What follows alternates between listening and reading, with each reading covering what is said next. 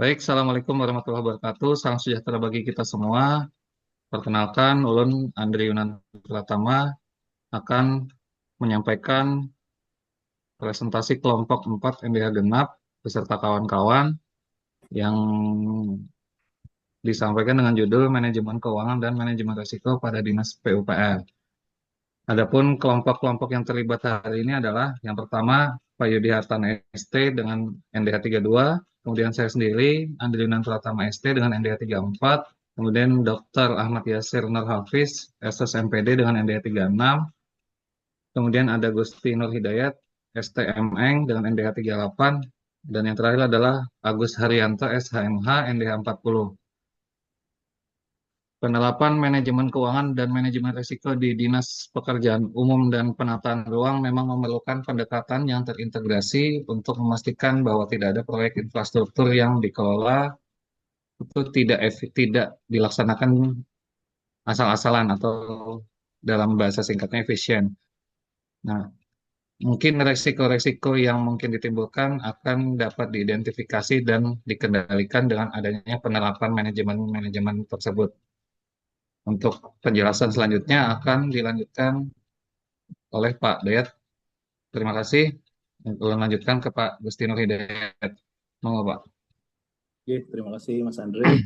Mohon izin, berikut adalah latar belakang permasalahan pengelolaan keuangan di dinas. Permasalahan pengelolaan keuangan di sektor pekerjaan umum dan perumahan rakyat dan pertanahan seringkali mencakup berbagai faktor yang mempengaruhi efektivitas dan efisiensi pengelolaan keuangan. Berikut adalah beberapa aspek utama yang mendasari permasalahan tersebut. Yang pertama, kompleksitas proyek dan anggaran. Proyek di PUPRP biasanya melibatkan berbagai jenis kegiatan dan investasi besar seperti pembangunan infrastruktur, perumahan, dan sistem sanitasi. Kompleksitas ini dapat menyulitkan perencanaan dan pengelolaan anggaran yang akurat. Kemudian yang kedua, ketergantungan pada anggaran pemerintah. Sektor PUPR bergantung pada alokasi anggaran dari pemerintah yang dapat bervariasi dari tahun ke tahun dan dipengaruhi oleh kondisi fiskal negara. Yang ketiga, keterbatasan sumber daya manusia. Sumber daya manusia yang tidak memadai atau kurang terlatih dalam manajemen proyek dan keuangan dapat mempengaruhi kualitas pengelolaan. Yang keempat, proses pengadaan dan kontrak yang tidak efisien. Proses pengadaan barang dan jasa serta manajemen kontrak seringkali menghadapi masalah seperti birokrasi, ketidaktransparan, atau penawaran yang tidak wajar. Yang kelima, masalah dalam penilaian dan evaluasi proyek. Penilaian dan evaluasi yang tidak memadai dapat mengakibatkan kurangnya pemahaman tentang hasil dan dampak proyek. Yang keenam, ketergantungan pada dana eksternal. Yang banyak proyek PUPR yang bergantung pada dana dari pinjaman atau hibah internasional yang dapat menghadapi risiko terkait dengan pencairan atau perubahan kebijakan donor. Kemudian yang ketujuh, masalah sosial dan lingkungan. Proyek PUPR seringkali berdampak pada masyarakat dan lingkungan, dan masalah terkait sosial atau lingkungan dapat mempengaruhi pelaksanaan proyek. Yang kedelapan, perubahan kebijakan dan regulasi. Perubahan dalam kebijakan atau regulasi dapat mempengaruhi pengelolaan proyek dan penggunaan anggaran. Selanjutnya akan dijelaskan oleh Pak Agus. Dipersilakan. Baik, terima kasih kepada Pak Dayat. Mohon izin perkenalkan, nama saya Agus Haryanto, NDH 40, ingin memaparkan terkait bentuk permasalahan dari pengelolaan keuangan di PUPRP. Dalam hal ini terbagi menjadi dua bagian. Yang pertama pada tahap perencanaan, kemudian yang kedua pada tahap pelaksanaan. Untuk tahap perencanaan, yang pertama perencanaan anggaran yang tidak realistis. Yang dimaksud di sini adalah terkait anggaran yang tidak sesuai dengan kebutuhan proyek atau perubahan harga bahan dan jasa dapat mengakibatkan pembengkakan biaya dan ketidakmampuan menyelesaikan proyek sesuai rencana. Kemudian yang kedua, kurangnya koordinasi antar instansi. Kurangnya koordinasi antar instansi ini berkaitan dengan proyek pembangunan infrastruktur sering melibatkan berbagai instansi dan kurangnya koordinasi dapat menyebabkan penundaan dan pemborosan. Kemudian selanjutnya yaitu keterbatasan sumber daya manusia. Dan hal ini kurangnya tenaga ahli atau staf yang berkompeten dalam pengelolaan proyek dapat mempengaruhi kualitas dan efisiensi pelaksanaan. Kemudian yang keempat, ketergantungan pada sumber pendanaan eksternal. Ketergantungan pada dana dari sumber eksternal ini seperti pinjaman atau hibah yang dapat menimbulkan risiko jika ada perubahan dalam kebijakan atau masalah dalam pencairan dana. Kemudian selanjutnya pada tahap pelaksanaan, yang pertama pengawasan dan pengendalian yang lemah. Dalam hal ini kurangnya pengawasan terhadap penggunaan anggaran yang dapat menyebabkan penyimpangan, korupsi, dan ketidakberhasilan proyek. Kemudian selanjutnya terkait risiko keterlambatan proyek. Dalam hal ini keterlambatan dalam pelaksanaan proyek disebabkan oleh berbagai faktor, yaitu permasalahan administrasi, teknis, atau cuaca. Kemudian terkait masalah dengan kontrak dan pengadaan. Proses pengadaan barang dan jasa yang tidak transparan atau kontrak yang tidak jelas. Kemudian selanjutnya terkait tantangan dalam implementasi proyek di lapangan. Dalam hal ini yaitu kesulitan dalam implementasi proyek seperti masalah dengan lokasi, izin, atau konflik dengan masyarakat. Kemudian yang terakhir, penggunaan teknologi yang belum optimal terkait pemanfaatan teknologi yang terbatas dalam pengelolaan proyek dan keuangan dapat menyebabkan ketidakefisienan dan kesalahan administrasi. Baik, selanjutnya diteruskan kepada Pak Yasir, dipersilakan. Terima kasih Pak Agus yang telah menyampaikan terkait dengan permasalahan dalam hal pengelolaan keuangan di sektor pekerjaan umum perumahan rakyat atau PUPR. Tentu permasalahan ini akan mempunyai dampak terkait dengan pengelolaan tersebut. Satu, eh, mohon maaf bisa naik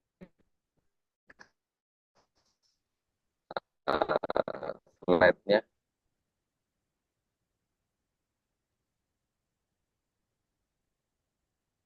Oke, yang pertama tentu akan terjadinya keterlambatan dan kegagalan proyek karena tentu setiap keterlambatan kegagalan proyek itu akan berdampak kepada penerima jasa itu sendiri. Misalkan di dalam pembangunan jalan yang tertunda tentu akan menghambat mobilitas dan tentu akan terjadi apa kurangnya terjadinya pertumbuhan ekonomi di masyarakat lokal yang tentu menggunakan infrastruktur tersebut.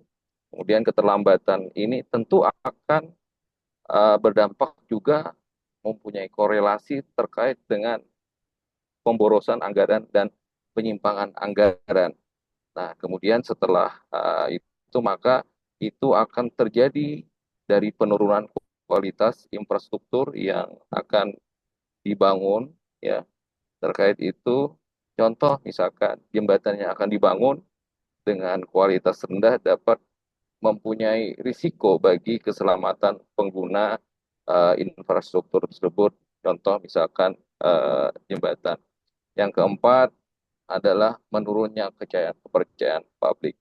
Nah, dari keempat yang saya sampaikan tadi, maka apabila terjadi penurunan, ya maka itu juga tentunya akan mengurangi trust ya kepercayaan publik terhadap setiap pengelolaan kegiatan di PUPR tersebut. Nah, kemudian juga yang kelima adanya konflik sosial dan lingkungan. Tentu ini di masyarakat akan bergejolak terkait konflik sosial dan lingkungan. Kenapa? Karena yang saya sampaikan tadi bahwa hal ini akan menghambat mobilitas masyarakat itu sendiri dan tentu akan mengakibatkan perekonomian masyarakat di sekitarnya Nah, setelah itu keenam, ya keterbatasan sumber daya manusia dan kapasitas. Kemudian ketujuh, risiko hukum dan regulasi. Tentu terkait dampak ini akan juga berpengaruh terhadap risiko hukum dan regulasi yang akan dihadapi terkait dengan pengelolaan tersebut. Kedelapan adalah pengaruh negatif terhadap pertumbuhan ekonomi. Kesembilan, peningkatan beban anggaran di masa depan. Dan terakhir, dampak pada kesejahteraan masyarakat ini. Dampak yang ditimbulkan yang saya sampaikan tadi itu merupakan suatu hubungan yang saling erat sekali. Apabila terjadi permasalahan, maka semua ya dampak yang ditimbul itu akan terjadi ke sepuluhnya.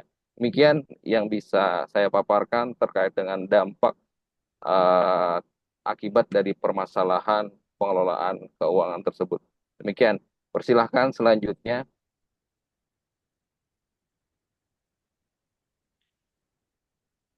Eh, Baiklah, saya akan melanjutkan.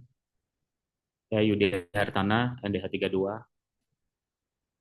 Langkah-langkah mitigasi risiko. 1. Mitigasi risiko dalam lingkup perencanaan, perancangan, dan perencanaan. Peningkatan perencanaan dan anggaran haruslah berbasis realistis dan sesuai dengan data. Menggunakan metode analisis yang komprehensif untuk menentukan kebutuhan anggaran dan prediksi potensi biaya tambahan. Selanjutnya, peningkatan transparansi dan akuntabilitas, memastikan transparansi dan pengelolaan keuangan terhadap penggunaan dana lebih transparan. Selanjutnya, penguatan sistem pengendalian internal untuk memperkuat sistem pengendalian internal dan mencegah penyimpangan, korupsi, menetapkan prosedur dan kebijakan pengendalian internal yang ketat. Selanjutnya, manajemen risiko dan rencana kontingensi lebih kepada pengembangan kapasitas dan keterampilan tenaga kerja untuk meningkatkan efisien dan efektivitas pengelolaan keuangan. Selanjutnya di bagian kedua ada mitigasi risiko dalam lingkup pelaksanaan, koordinasi dan kolaborasi antara instansi untuk menekan risiko, sehingga dengan rencana kontingensi untuk menghadapi risiko yang mungkin terjadi bisa secara berkala dan menyesuaikan sesuai kebutuhan. Selanjutnya, pengelolaan pengadaan dan kontrak yang efisien. Mengikuti regulasi pengadaan yang berlaku, memastikan prosesnya transparan. Selanjutnya, pemanfaatan teknologi informasi. Menggunakan teknologi informasi untuk meningkatkan efisiensi dan pengelolaan keuangan dan pelaksanaan proyek. Salah satunya diimplementasikan dengan sistem perangkat lunak dan manajemen anggaran serta pelaporan keuangan. Selanjutnya, evaluasi dan pengawasan proyek. Melakukan evaluasi dan pengawasan proyek secara teratur terhadap pelaksanaan proyek untuk memastikan kebutuhan dan hasil yang diharapkan. Terakhir, keterlibatan publik dan stakeholder